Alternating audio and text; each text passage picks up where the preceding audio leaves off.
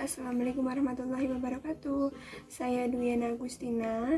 Kali ini saya akan membahas tentang normativitas dan historitas studi agama dalam jurnal yang berjudul Mendamaikan Logika, Normativitas dan Historitas dalam Studi Agama oleh Nila Luki, dosen Universitas Abdul Rabb, Pekanbaru, Riau. Yang pertama yaitu problem psikologis umat Islam dalam memahami agama. Masyarakat yang majemuk tidak dapat dihindari, sehingga tidak heran jika terdapat perbedaan antar budaya, agama, suku, dan bahasa. Namun juga perbedaan intern agama, budaya, suku, dan bahasa dalam agama Islam. Ada perbedaan pemahaman dan pemikiran. Salah satunya problem psikologis umat Islam yang memahami agama.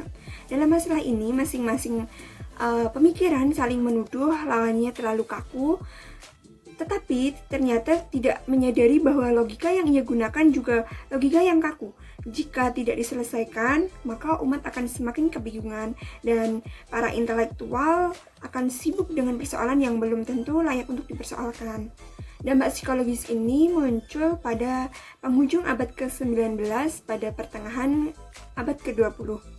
Terjadinya pertengkaran atau perbedaan pemikiran keagamaan dari esensi ke eksistensi, dari doktrin ke sosiologis, wajar saja terjadi dalam dunia yang semakin terbuka ini. Selanjutnya, nalar normativitas. Pada penafsiran tekstual, logika ini masih diterima di berbagai kalangan. Namun, dalam beberapa dekade terakhir ini, nalar normatif mendapat pertentangan dari beberapa ilmuwan muslim. Dalam studi penafsiran, Abid Al-Jabiri mengartikannya dengan metode bayani. Metode bayani yaitu mengartikan makna teks dan istinbat, kemudian melihat fakta yang harus dihukumi sesuai teks. Logika normativitas juga dinamakan dengan logika formalisasi Islam yang fokus pada teks.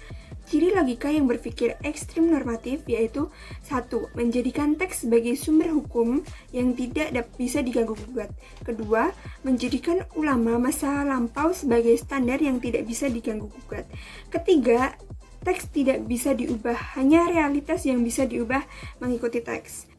Keempat, bergerak pada halal haram, baik buruk, dan surga neraka. Kemudian kelemahan dari logika berpikir ekstrim normatif adalah 1. Anti realitas. Kedua, tataran ekstrim tidak akan menerima logika kontekstualis. Ketiga, logika normatif akan berdampak pada munculnya keanekaragaman tafsir karena sifat bahasa yang meliputi interpretasi. Kemudian nalar historitas. Menurut logika, agama yang tidak hanya diartikan dalam hubungan antara sang hamba dengan Tuhannya, namun agama meliputi dimensi kesadaran manusia dengan lingkungan sosial atau sosiologi, kesadaran pencarian asal-usul agama atau antropologis, dan pemenuhan ketenangan jiwa atau psikologis, serta bagaimana untuk hidup dalam ranah etika sosial dan pemenuhan kebutuhan jasmani atau ekonomi. Ciri dari logika historitas antara lain, yang pertama, melihat fakta sebagai hardcore dengan problem-based thinking, atau dari fakta menuju hipotesa dan menganalisakan teks sebagai media pendukung. Kedua, mengakui bahwa kitab suci belum pasti dan dapat dibantah. Ketiga, meyakini bahwa proses menjawab problematika realitas berlangsung terus-menerus dengan berbagai macam perspektif seperti filosofis, antropologis, sosiologis, dan lain sebagainya. Kekurangan dari historitas ekstrim antara lain menjadikan fakta sebagai standar dan objek kursus sehingga menimbulkan sikap antipati kepada tafsiran-tafsiran klasik dan ulama masa lampau. Yang kedua, ekstremisme nalar dengan pemikiran yang memaksa untuk menguji fakta dengan sudut pandang yang berbeda.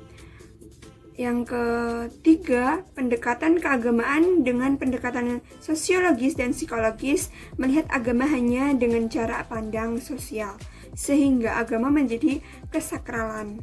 Keempat, pendekatan yang multidisiplin mengantarkan kepada satu keraguan menuju keraguan lainnya. Kemudian, apa sih upaya-upaya yang dapat mendamaikan nalar normativitas dan historitas? Di era sekarang, tidak bisa berdiri normativitas tanpa historitas. Upaya penyatuan normativitas dan historitas perlu dilakukan karena beberapa alasan, yaitu yang pertama, mengartikan teks tanpa melihat realitas, hanya menjadikan teks sebagai gagasan bukan sebagai wawasan, apalagi sebagai problem solving kehidupan manusia. Yang kedua, upaya dialogis antara normativitas dan historitas menghasilkan satu kekuatan yang valid untuk mendialogkan antara teks dan realitas. Logika semacam ini bisa dijadikan sebagai ide segar untuk menghindari kekakuan logika berpikir yang ada. Yang ketiga yaitu upaya integralistik tanpa penomoran. Artinya logika berjalan seperti mestinya tanpa ada satu apapun yang didahulukan. Yang keempat, selain upaya ada batasan-batasan yang jelas dan di mana logika berpikir normativitas ditempatkan dan di mana logika berpikir historitas ditempatkan. Nah, selanjutnya logika integralistik dalam harapan. Dua model pendekatan agama yang sudah saya jelaskan tadi sangat relevan, bahkan sangat dibutuhkan di era masyarakat yang majemuk seperti saat ini. Setiap pendapat dan keinginan tidak dapat dibandingkan, sehingga saat itu pula ruang-ruang perspektif terbuka lebar, khususnya dalam studi keagamaan. Namun, satu hal yang perlu dicatat bahwa pendekatan agama jenis apapun tidak akan pernah dapat secara tuntas menjawab masalah keberagaman. Hal yang dikarenakan realitas berkembang cepat, sedangkan teori tertinggal jauh di belakang. Dua pendekatan tadi, baik pendekatan teologi normatif maupun pendekatan empiris historis, berperan cukup penting demi perkembangan keilmuan keagamaan ke depan sebagai sebuah diskursus.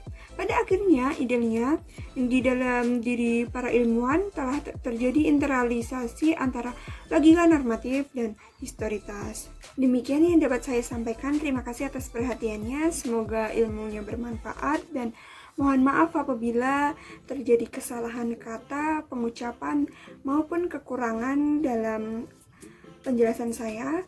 Wassalamualaikum warahmatullahi wabarakatuh.